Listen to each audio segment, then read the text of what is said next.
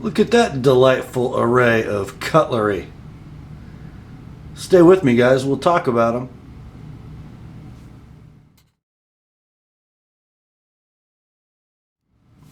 Hi, gang. Rob here. It's the morning of 7 March 2014, and this is going to be kind of a short video, more of a show and tell than anything else. As some of you know who I communicate with regularly, I am absolutely buried at the sharpening bench. I think this week I've had as many as 13 knives waiting for me to give them some tender, loving care.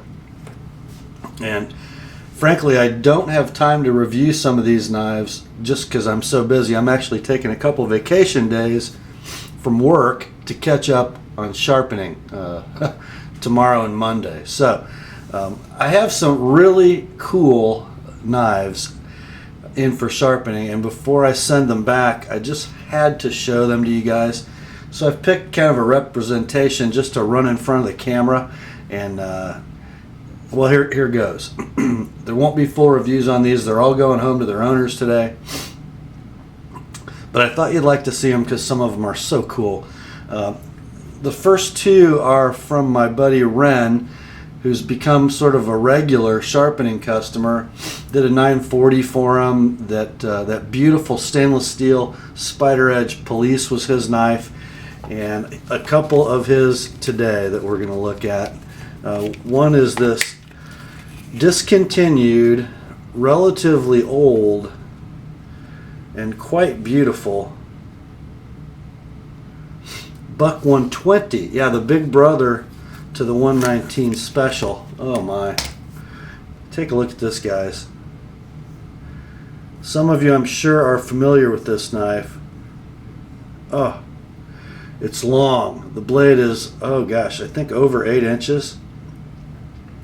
And you'll see as I pan across it, this knife has been no safe clean. It's been well used. It's been it's been sharpened before, and you know, it had, I guess, what I would call a fairly normal working knife's sharpening history. You know, kind of like trees have rings. This knife blade has evidence of prior touch-ups. You can see behind the gleaming mirror polished edge on the 420HC. There's some scratches, some gouges, but I think we gave it a proper bit of maintenance while it was here. I love this. Nothing like a big fixed blade for paper cut tests, is there? Let's take a look at how this Buck 420HC takes an edge, shall we? Yeah.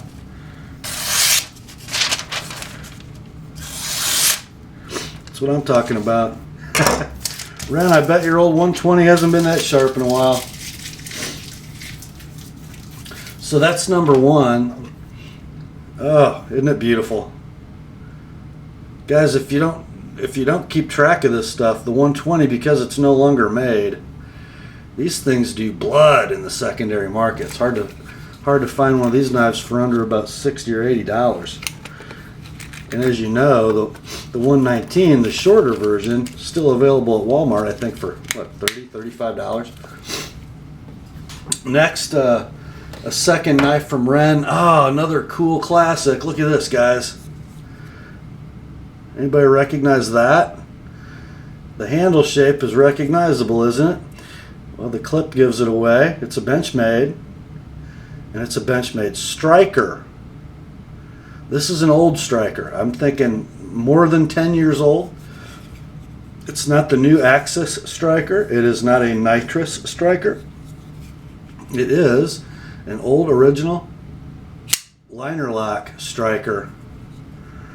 I wanted to show you this more than anything because this is why Benchmade is Benchmade, guys. This knife, at least a decade old. Of course, in a beautiful, graceful tanto point. Look at that. This knife came to me with some pretty significant chips in the Tonto edge, so we had to take a little bit of material off, but did it come out nice. But back to my point, at least a decade old, well used, pre-phosphor bronze washer knife. This one riding on Nylotron washers, and oh, is it smooth.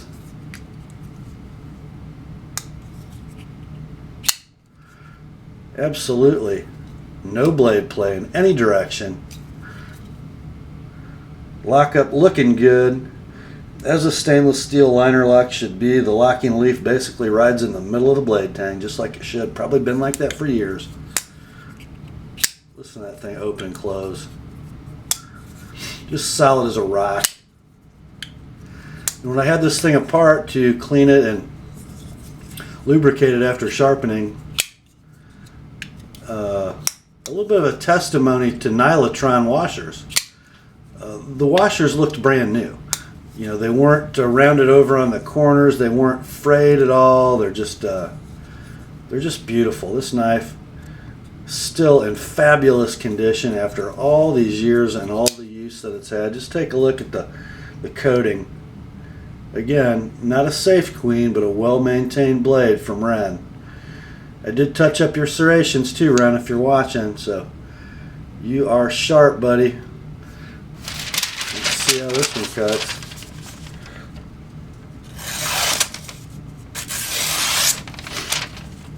There's the main plane edge. Here's the Tonto. Maybe. I can't see, guys. There. Look. I'm looking through the camera on an inch of cutting edge, so trust me, it's sharp. It really is. There.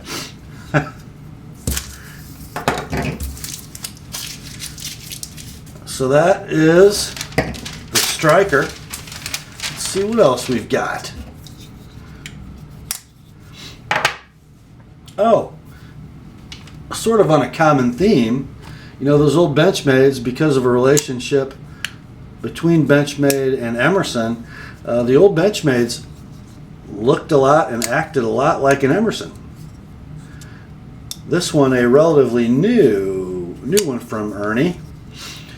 This is an Emerson Mini Commander. Also on Nylotron washers, by the way. And this is a V-ground main bevel with a chisel ground edge. Not one of my favorite things to do is sharpen a chisel ground edge. Who's this one from? Golly. This is not one of Ren's knives. Doggone it. I think it's from Nick. Let's see. Yeah. Nick from Las Vegas. First one I've sharpened for him, and look at that gleaming chisel ground edge on that Emerson. I'm not the biggest Emerson fan in the world, but this is a really nice example. You know, they're not the fastest knife in the world with the thumb disc. Takes a little bit of technique to deploy them. Titanium liner lock. Take a look at the back side here.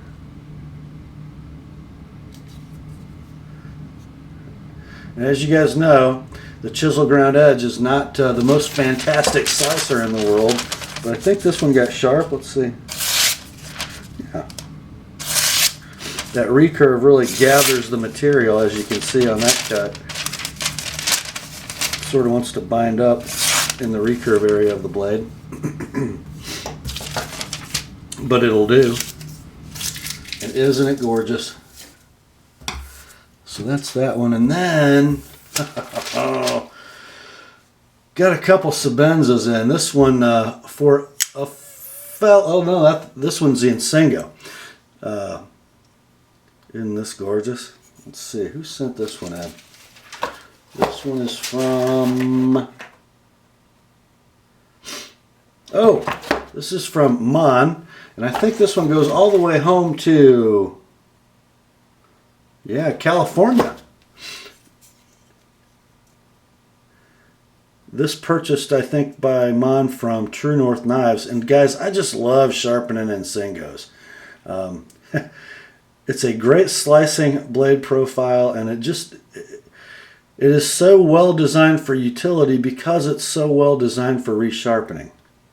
Just take a look at the edge on that thing. And you want to talk about a slicer. I got to get a new piece of paper. Nothing super drastic on edge geometry, guys. It's just my normal, most used profile for a folder. It's just 15 degrees, a secondary bevel per side, and then with a tiny little 19-degree micro. Let's see. Just listen to that thing go through the paper. Almost silent if I get the angle of the blade right. It's just amazing. This knife's about brand new. You can see. Not a mark on the blade, not a mark on the handle.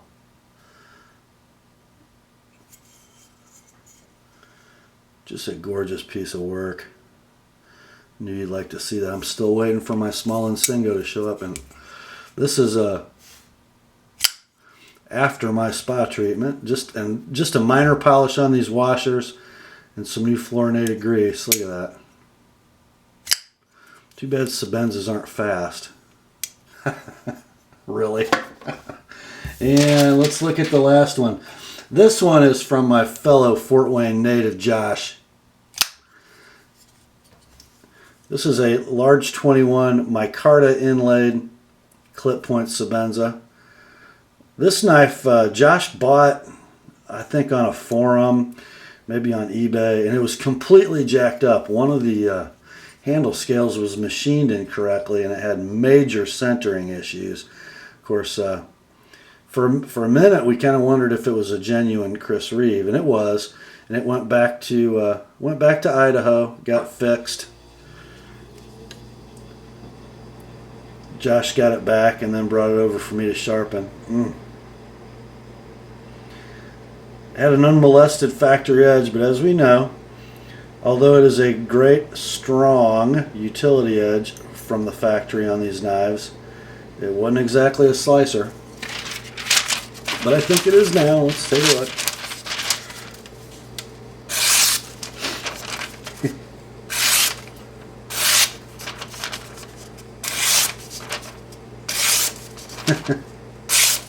Yeah, that'll work.